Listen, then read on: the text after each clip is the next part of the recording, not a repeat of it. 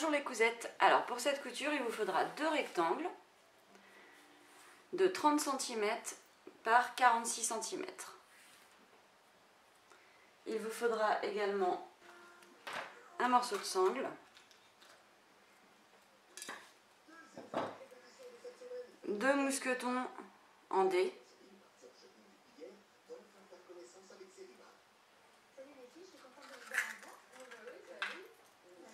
et deux anneaux comme ceci, des anneaux en forme de D.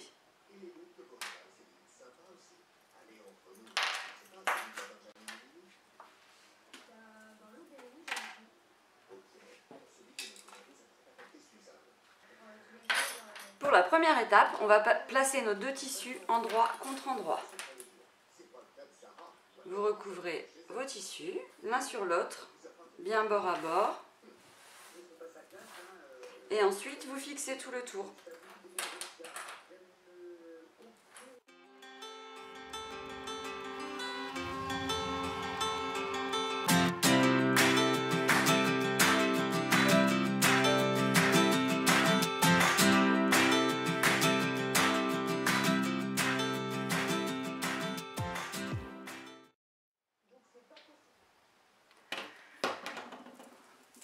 Donc une fois que vous avez fixé tout le tour, vos deux tissus, il va falloir piquer en point droit tout le tour, mais en laissant un trou pour pouvoir retourner l'ouvrage. Donc vous piquez tout le tour, en laissant bien un trou pour retourner l'ouvrage. Ensuite, après avoir piqué, comme ici il s'agit de tissu qui s'effiloche, il faudra bien faire un point zigzag tout le tour également, sauf sur le trou.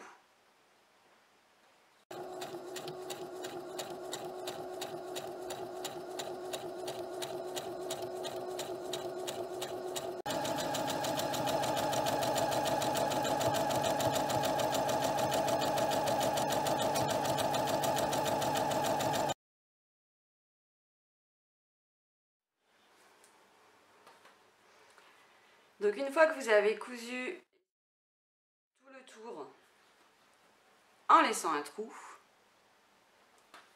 en fait on va épurer les angles pour que quand on retourne on ait de jolis angles. Donc pour épurer les angles, il suffit de couper en biais sans couper la couture dans chaque angle.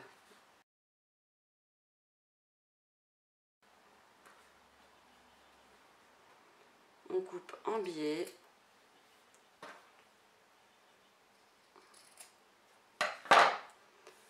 On appelle aussi ça dégarnir les angles.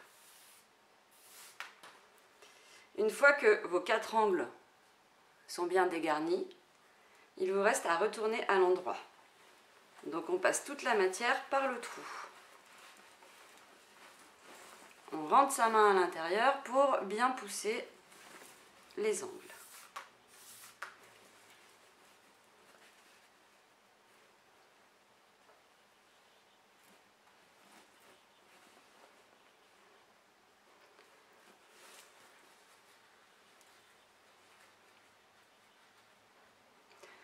Donc un angle bien dégarni, ça fait ensuite une jolie pointe.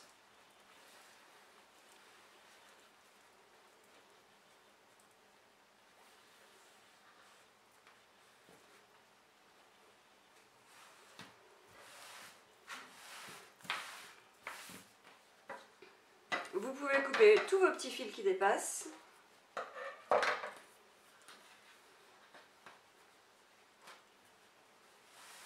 Et vous obtenez un rectangle avec un trou. Donc la prochaine étape, ça va être de faire une surpiqûre tout le tour. Et cette surpiqûre va venir fermer le trou par la même occasion. Donc pour fermer le trou, c'est très simple. Je rentre les tissus vers l'intérieur.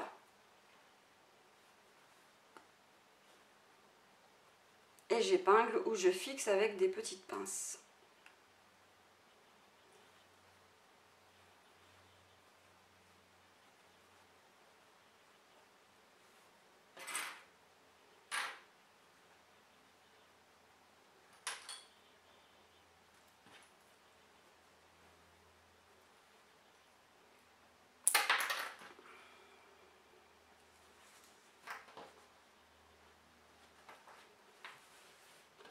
Voilà, donc si votre tissu du dessous dépasse, c'est à vous de bien le rentrer un peu plus vers l'intérieur pour qu'il ne dépasse plus.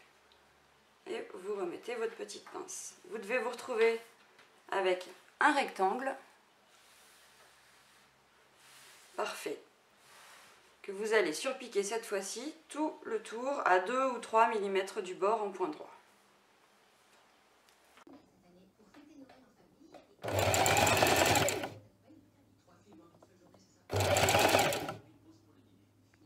Alors voici votre rectangle qui est surpiqué tout le tour pour avoir un bon maintien. Pour la prochaine étape, je vais replier une partie du bas.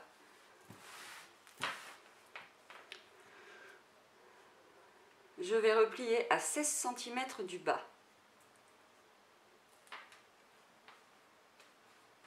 Je vérifie que j'ai bien mes 16 cm. Voilà. Et je fixe une petite pince. Ensuite, je fais l'autre côté de la même façon. Je dois avoir un morceau de 16 cm.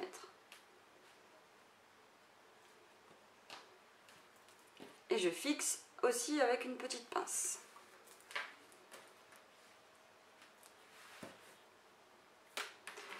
Vous pouvez voir à quoi ressemblera la pochette finie. Donc il y a deux solutions, soit effectivement je couds ici et ça fait une pochette pour sac à main, à glisser partout pour ranger des papiers.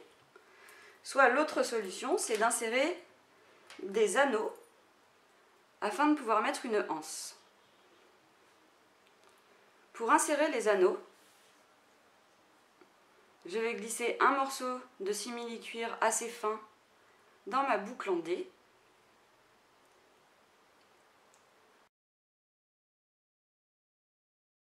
La boucle en D, je vais la mettre à l'intérieur, en fait entre les deux tissus.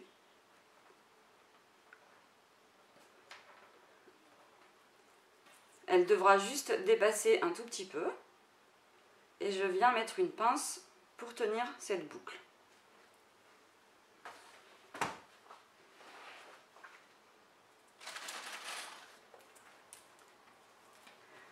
Je fais pareil pour la deuxième boucle en D. Donc j'enfile le petit bout de simili-cuir dans la boucle en D. Et je viens coincer juste en haut en débordant comme ceci et je fixe avec une pince.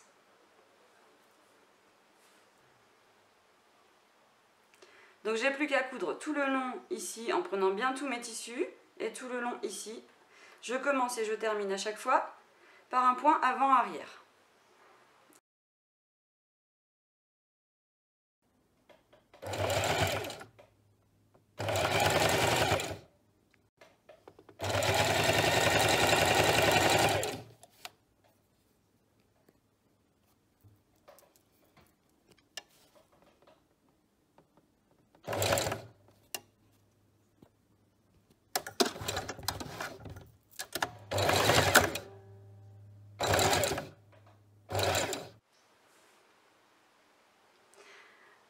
Donc les coutures sont faites, la pochette est terminée.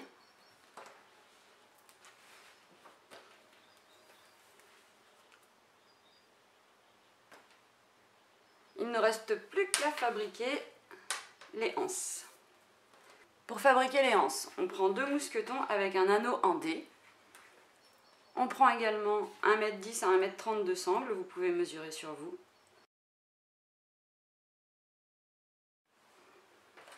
Donc je mets chaque extrémité de anse dans un mousqueton.